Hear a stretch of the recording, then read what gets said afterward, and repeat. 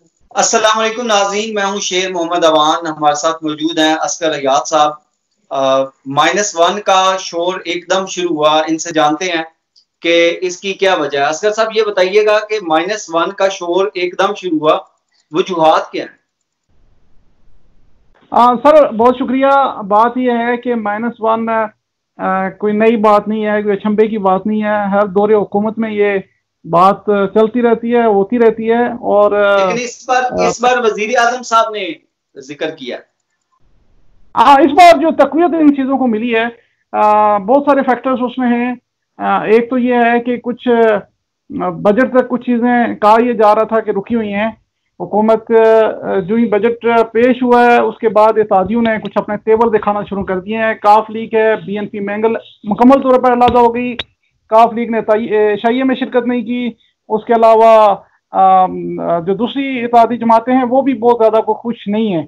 इसका ये साफ क्लियर कट इशारे लगते हैं, क्योंकि काफ लीग ने अपना इशाया किया और BNP मैंगल अपोजिशन के साथ जाके बैठ गई। 160 वोट हुकूमत ने 160 वोटों से बजट पास किया। फिर उसके बाद -1 की खबरें इधर उधर भी डिस्कस होती रहती हैं, लेकिन प्राइम मिनिस्टर साहब ने खुद आके on the floor of the house discuss कर दिया कि ये चाहते हैं कि -1 हो जाए, और अगर -1 हो गया तो फिर भी कोई इनको नहीं छोड़ेगा। तो इसका मतलब ये है कि कहीं ना कहीं कुछ ना कुछ खिचड़ी तो पक रही है, जिससे प्राइम मिनिस्टर भी तंग आ गए हैं और उसने आके ये चीज असेंबली के फ्लोर पर डिस्कस कर ली है। और ये छोटी मोटी कोई चीज कही नहीं है। प्राइम मिनिस्टर ने आके फ्लोर पर डिस्कस की है। अपोजिशन के जो तेवर हैं ये कुछ बता रहा है कि कुछ बड़ा लावा पक रहा है, कुछ बड़े मामलात बिहाइंड द सीन हो रहे हैं, जिसकी जो अब जो डिस्कशन है वो गली मालों तक आ गई है, क्योंकि प्राइम मिनिस्टर ने इस चीज को आके असेंबली में डिस्कस किया। अपोजिशन अपोजिशन तो ये भी कह रही है कि ये पूरी जो हुकूमती जमात है, उसके माइनस की बात है, -1 की नहीं है। देखिए, अपोजिशन भी काफी इस मामले पर तगड़ी नजर आ रही है। अगरचे एतमाद का फुकदान है, लेकिन कुछ मामलात ऐसे हैं जो अपोजिशन तय कर सकती है मिल बैठ कर। जो पिछली चीज में जो डिस्कशन रह गई है ना, वो मेन चीज जो फैक्टर्स कुछ अगर गवर्नमेंट के -1 के हवाले से या -PTI के हवाले से बातें हो रही हैं, तो उसमें एक सबसे बड़ा फैक्टर जो है वो परफॉर्मेंस का भी है। तहरीक इंसाफ की हुकूमत की परफॉर्मेंस जो है वो इतनी अच्छी नहीं रही। बहुत सारे हल्के सवाल उठा रहे हैं। दवाई माफिया, अद्वियात माफिया, शुगर माफिया, आटा माफिया, तेल माफिया, कौन सा माफिया ऐसा है जो इस दौरे हुकूमत में सरगर्म नहीं रहा। और अब सूरत हाल ये है कि बजट पेश करने के फौरन बाद हुकूमत ने पेट्रोल की कीमत भी 25 रुपए फी लीटर तक बढ़ा दी। इसके बाद जो है वो गमो गुस्सा भी अवाम में पाया जा रहा है, और अपोजिशन भी खासी मुतारिक नजर आ रही है इस चीज को लेकर के किस तरह इसको कैश किया जाए। अपोजिशन अपनी जो सियासी पॉइंट स्कोरिंग है वो भी करेगी, और कोशिश, क्योंकि एक कमजोर हुकूमत है, बैसाखियों पर है, इत्तेहादियों के सहारे पर ये खड़ी है और इत्तेहादी इसका साथ छोड़ते जा रहे हैं। तो अपोजिशन इस चीज को, इस मौके को, जाहिर सी बात है कि वो जाने नहीं देगी। वो कुछ कोशिश करेगी कि इस मामले पर कुछ ना कोई छकल लगाया जाए। सर, ये जो मौजू से हट के एक क्वेश्चन मैं आपसे पूछना चाहूंगा। ये जो माफिया वाला है, यहाँ पे आप जिसको मर्जी माफिया कह दें, टीचर्स यहाँ माफिया हैं, गवर्नमेंट सर्वेंट माफिया हैं, पेट्रोल माफिया है, जहां जहां आप देखते हैं, जिस जो जब भी कोई बात आती है, पायलट की बात आई तो वो माफिया बन गए, टूरिज्म की बात आई तो वो माफिया बन गए, हर बंदा ही माफिया है।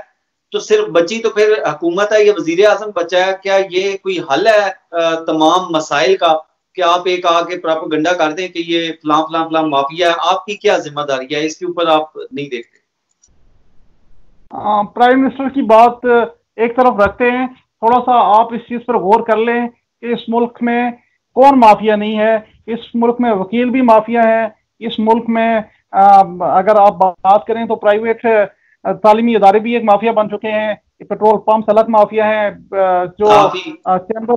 चैम्बर्स अलग माफिया हैं, सहाफी अलग माफिया हैं। कौन सा ऐसा, लेकिन एक बात है, एक फर्क ये है कि पिछले अदवार में ये माफियाज इतने एक्टिव नजर नहीं आए जितनी दीदा दिलेरी के साथ इस हुकूमत में ये माफियाज एक्टिव हैं।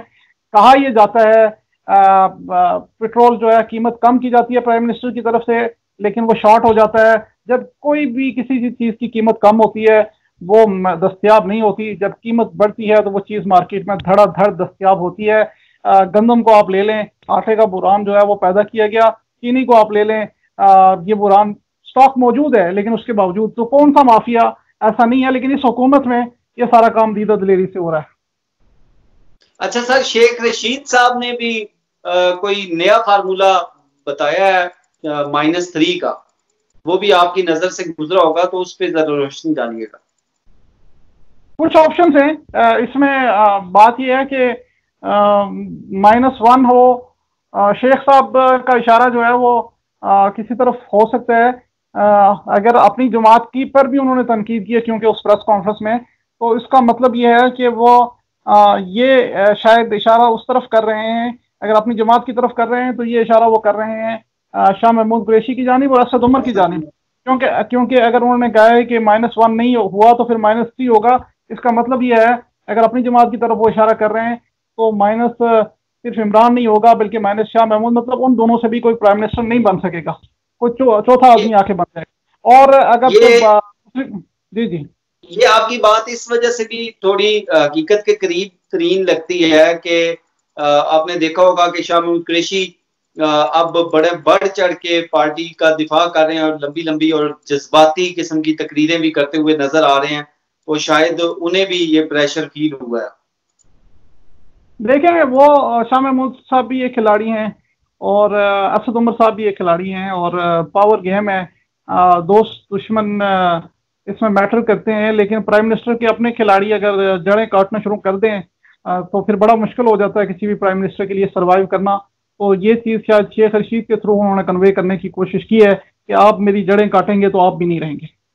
और अगर अपोजिशन का कहते हैं कि -3 अगर हो, तो फिर मौजूदा पार्टी और नून लीग और पीपी, अगर ये 3 बड़ी जमातें -3 होती हैं, तो पीछे हुकूमत फिर इंटरनेट पे चलानी है इन्होंने। वो एक डिफरेंट चीज है कि -3 अगर शेख रशीद का इशारा अपोजिशन की तरफ है, तो ये इशारा है कि ना पीटीआई रहेगी। अगर पीटीआई ना रहेगी तो नून लीग भी नहीं रहेगी और पीपल्स पार्टी भी नहीं रहेगी, दोनों अपोजिशन की बड़ी जमातें भी नहीं रहेंगी। तो इसका मतलब है कि वो किसी और निज़ाम की बात कर रहे हैं।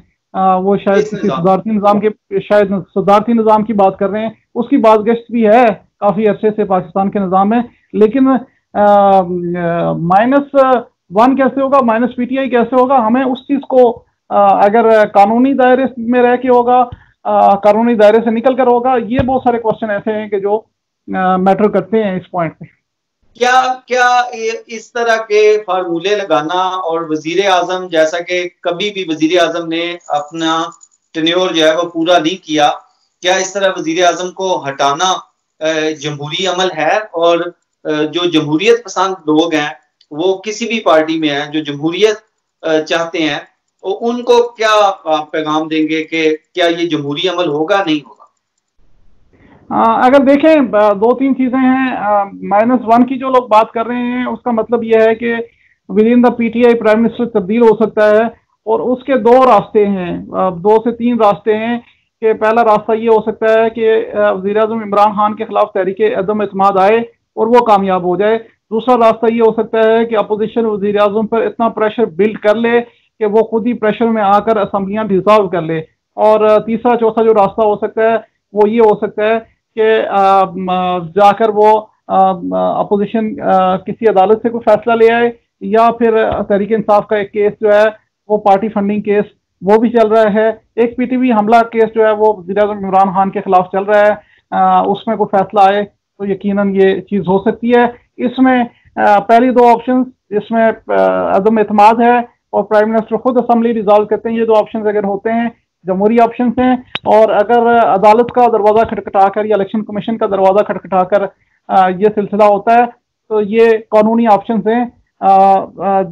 ये सिलसिला है। और अगर -1 के बजाय -PTI की बात अगर हो, उसके लिए रास्ते जो हैं वो एक यही है कि तहरीक अदम एतमाद जो है, प्राइम मिनिस्टर अगर उसके खिलाफ कामयाब हो जाती है, तो अपोजिशन से कोई शहबाज शरीफ से या कोई दूसरी पार्टी से कोई प्राइम मिनिस्टर का कैंडिडेट उठे और वो वोट लेके प्राइम मिनिस्टर बन जाए। और उसके अलावा पार्टी फंडिंग केस के हवाले से भी अगर कोई फैसला आता है तो वो भी तहरीक इंसाफ सारी पे एप्लीकेबल होगा। और ये दो ऑप्शंस जो हैं माइनस पीटीआई। अगरचे कारकर्दगी बड़ी बुरी है, हुकूमत के जो हलीफ हैं वो तो नहीं मानते, लेकिन ग्राउंड पे जो हमें नजर आता है, लेकिन फिर भी अगर कोई गैर जमहूरी तरीकाकार अपनाया गया, कोई तजर्बा किया गया, तो मेरे ख्याल में आप भी और बहुत सारे लोग हुकूमत के साथ स्टैंड करेंगे किसी भी गैर जमहूरी अमल में। देखिए, हुकूमत अगर अपनी बेवकूफ़ियां नहीं करती, पैनिक सिचुएशन क्रिएट नहीं करती, ऐसी सिचुएशन क्रिएट नहीं करती कि जहां पर वो खुद अपने पांव पे कलाड़ी मारे, अपोजिशन के दबाव में आकर वो खुद कुछ इस तरह का फैसला करे कि ना खेडेंगे तो ना खेडन देंगे।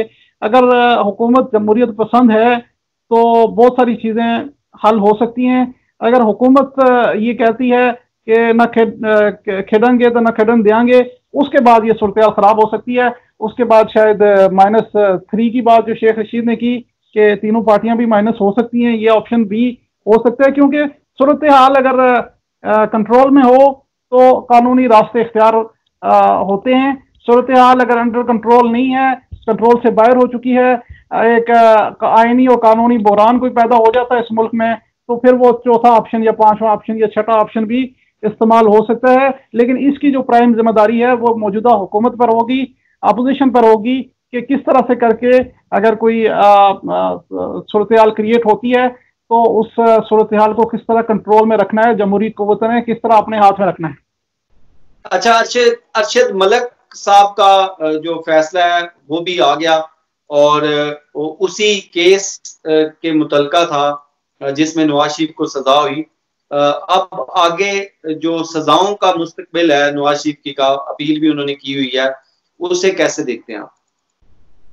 देखिए, बहुत सारी चीजें ऐसी हैं जो लड़ी के साथ लड़ी मिल रही है, और लग यही रहा है कि कुछ रिलीफ जो है वो नून लीग की तरफ मजीद बढ़ गया है, क्योंकि जो अरशद मलिक साहब का फैसला आया है, रियासत अली आज़ाद साहब से मेरी बात हुई थी, माहिर कानून है, बड़ी डिटेल में उन्होंने कहा कि जजमेंट के बाद अगर कुछ किसी जज पे ये इल्जाम आ जाएं और वो साबित हो जाएं, जो कि लाहौर हाई कोर्ट की इंजबाती कमेटी ने उनको बरतरफ कर दिया है, तो उसका यानी कि जज ने किसी फैसला जो है किसी दबाव में दिया, तो पहला तो सूरत यही हो सकती है कि नून लीग जाके हाई कोर्ट से आरसी रिलीफ ले, क्योंकि इस सूरत में अगर जजमेंट से पहले जज पे दबाव का कुछ शुबा हो तो वो दोबारा से सारी हियरिंग होती है जो नवाज शरीफ के खिलाफ रेफरेंसेस थे।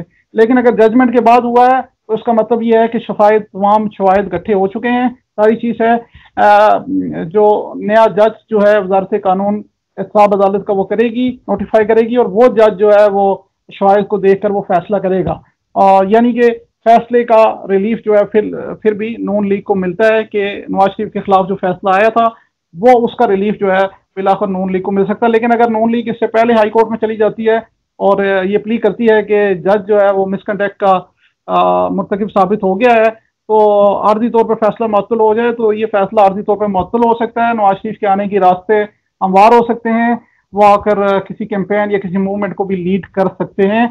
और शहबाज शरीफ क्या नवाज शरीफ के हवाले से दूसरा केस जो है वो तोशा खाना केस है, लेकिन वो भी बहुत बड़ा कोई केस नहीं है। उस हवाले से भी जब ये मामला इस्लामाबाद हाई कोर्ट में जाएंगे तो यकीनन जो है नून लीग को रिलीफ, तो ये एक कड़ी से कड़ी मिलती नजर आ रही है कि एक तरफ -1 की बातें हो रही हैं, से तो नहीं मिलती नजर आ रही है। जी, एक तरफ -1 की बातें हो रही हैं, दूसरी तरफ जो है वो नवाज शरीफ को थ्रू जुडिशरी रिलीफ मिला है, लेकिन ये है कि नून लीग के रास्ते खुलते नजर आ रहे हैं और नून लीग पॉलिटिक्स में दोबारा एक्टिव नजर आएगी, और ये भी लग सकता है कि नवाज शरीफ वापस आ जाएं, यहाँ आके कुछ अर्सा देर इलाज रहें और फिर वो दोबारा जो है वो सियासत में एक्टिव हो जाएं। ये भी सूरत हाल बन सकती है कि नवाज शरीफ बाहर ही रहें, लेकिन उनको सजाओं से जो आरसी रिलीफ जो है वो फिर सूरत मिल सकता है, और बाद में अगर इस्लामाबाद की एहतसाब अदालत अगर उनके हक में फैसला देती है तो नून लीग के लिए एक बड़ा कैश करने का मुकाम होगा।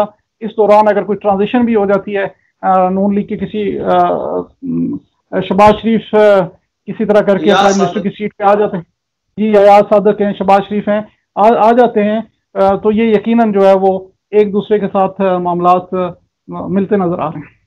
बहुत शुक्रिया असगर साहब। नाज़रीन, मामलात जिस सिमत भी जाएं, लेकिन हमारा मानना यह है कि पाकिस्तान मजीद तजर्बात का मुतहम्मिल नहीं हो सकता। एक लॉन्ग टर्म पे हमें पॉलिसी साजी करनी है जिसमें हर इदारा अपने दायरे में अपना काम करे, ना कि हम तजर्बात करें और एक दूसरे के काम में अमल दखल करें, दरअंदाजी करें।